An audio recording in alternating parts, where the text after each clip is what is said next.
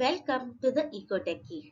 In today's video, we are going to further our knowledge of the law of diminishing marginal utility. In the previous video, we learned about the law of diminishing marginal utility. We looked at the utility schedule and we saw the graph for total utility and marginal utility.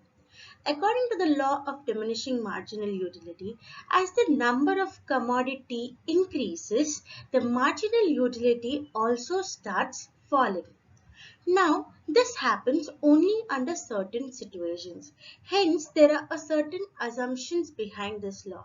In today's video, we are going to look at the assumptions behind this law. The first assumption is that it is a cardinal measurement. We know that utility is something which is subjective in nature. It's a psychological concept. Hence, it's not easy to assign values or numbers to utility. But Professor Alfred Marshall has assigned cardinal numbers to utility and he called it utils. So, in our utility schedule, we have numbers associated with total utility and marginal utility. The second assumption is that there is continuity in consumption.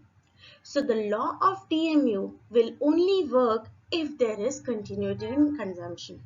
For example, if we have an apple today and we have an apple tomorrow, the marginal utility of the apple that we have had today is going to be the same as the marginal utility of the apple that we have had tomorrow. There is no change going to happen, hence the marginal utility will not fall.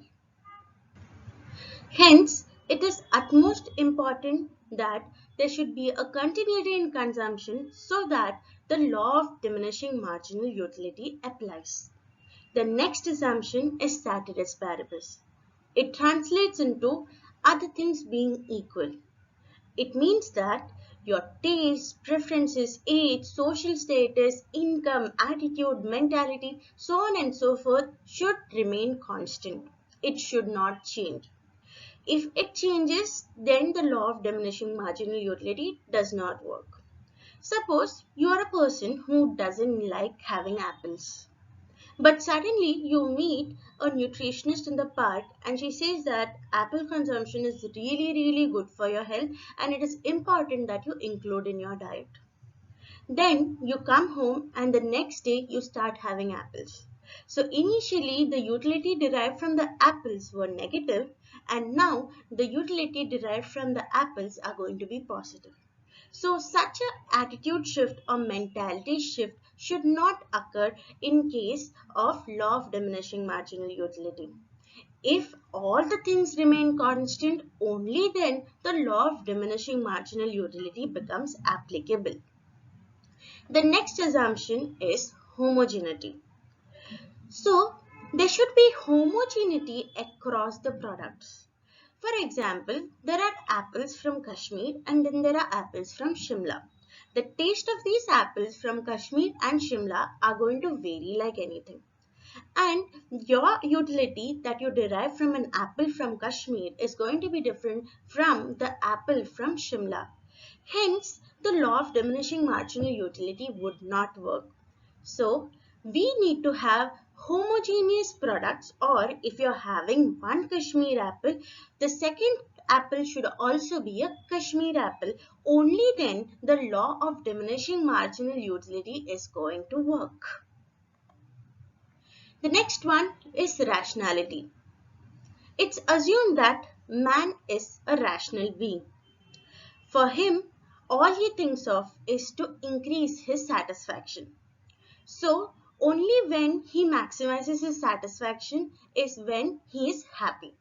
So, if there are irrational people like an alcoholic or a drug addict who are happy to have more of alcohol and who are happy to take more of drugs cannot be considered as rational, and law of diminishing marginal utility won't work on alcoholics and drug addicts.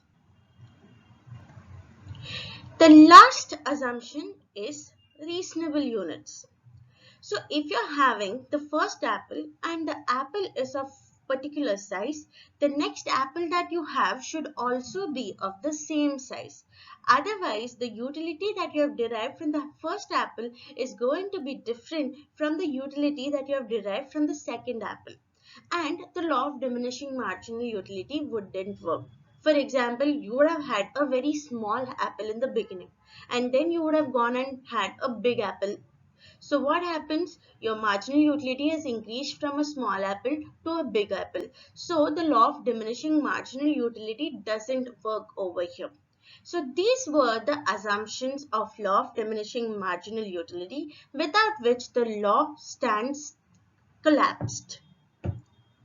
I hope the idea of law of diminishing marginal utility and its assumptions is clear for one and all. Thank you.